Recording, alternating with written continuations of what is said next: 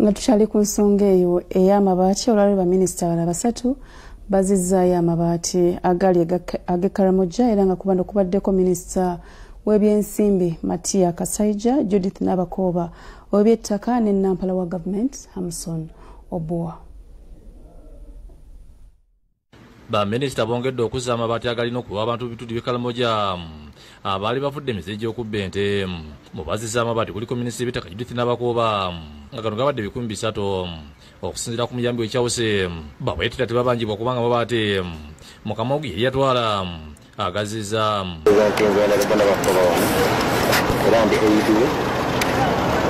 Ndesa amabaati ge 300 sheets segonna wali gayina sasa.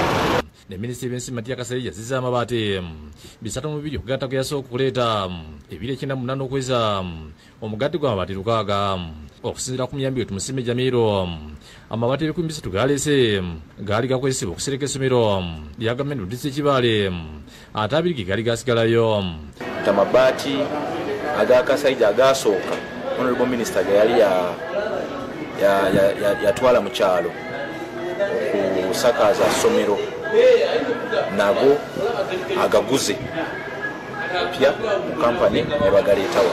So today we have delivered what we say amabaati 302 iron sheets, so making a total of 600 iron sheets. Ne Nampala gavumenti Dennis Samson Oboa azizza amabaati ng'akikiddwa Samuel Ogwal.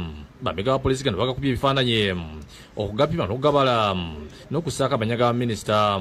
Olumaliza abakozi abakola mu sitoowa zino bagayingiza munda mu sitoowa okugagatta kwago agakomezebwawo edda. David Mugisha akulira sitoowa akisizza okufuna kw'amabaati ga minisita era nga tebakyabangibwa. Talina kyabanjibwayo, so gega amabaati ge tusobodde okufuna amabaati 92 tudde. Kyokka lw'amabaati g'abaka abamu agalabiddwako nga gaddizidde olupola obutalabikako. Gano kigayibwa nti kubaddeko aga minisita akwasisa empisa n'obuntubula Makeera Lili nga gali 300, Esther Nyakune minisita omubeezi w'ebibamba n'ebigatta ebirazi nga gasigadde mu motoka oluvannyuma lwambi ga polisi n'abakuumi mu PM okulinda abazze okugawayo nga tebajja. Mugisha ategeezezza nti amabaati agagobeddwa gandiba nga tegabadde gaabwe kubanga olw'obutabako bayima y'ensonga lwaki tegatikuddwa. Nga bw'omanyi emmotoka yaba supplier ereeterako ebintu, so ffe tubadde tuvunaanyizibwa kufuna gaffe agaziddwayo tegatukwatako, fa gaffe ge tufunye ebiwandiiko bituyina geeko. Shamshan Naluja yakusakidde eggulu enkulu wa Bukedde TV.